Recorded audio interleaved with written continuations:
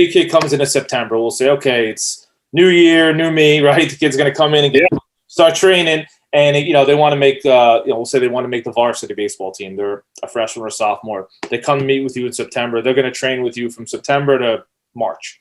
What type of plan would you put them on? Just, you don't have to give me sets and reps, but just kind of what type of little microcycles would you do with them? And then also too, how would you advise them to incorporate, if they're doing a throwing program, getting pitching lessons, how would you advise them to layer that into that program?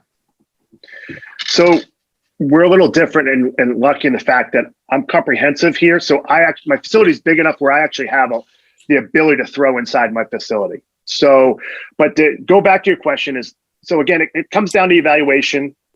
September, October, I'm just taking a look at what's the stress that's been put on the body.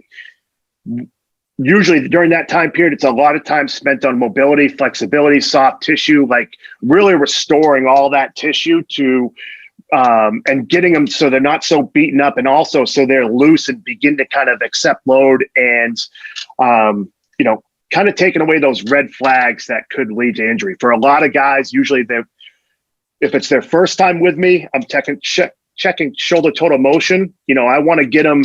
Science tells us that I want my throwing side to be within 9 degrees of my non-throwing side. A lot of guys will come in 20, 30 degrees off. Wow. So it's imperative that I kind of restore that before we begin anything. So it's things like that we're looking for the eval where, okay, the biggest areas, hey, let's get them loose. Let's get them mobile. Let's get them ready to do some work, set in some baseline strength areas. Then once we start to get November, December, now I'm starting to hey, we're going to really start getting after some strength and power. Come January, now we're also, the other thing too, in November, December, I'm really starting to work on more arm care. So kind of really setting in the baseline of their shoulder program, the rotator cuff program. January, February, March, now I've actually beginning to incorporate their long toss program. For the most part, they're doing it inside here with me. If they've got a pitching coach or something like that, most of them I know in the area, I'll either connect with them or at least I'll get an idea of what their throwing schedule is. Hey, if you're throwing off the mound with this coach, I don't necessarily recommend you be doing that in January, but if at least I'll have an idea of what they're doing and build their workouts kind of around that. But January, February, we're again just pushing that strength and power.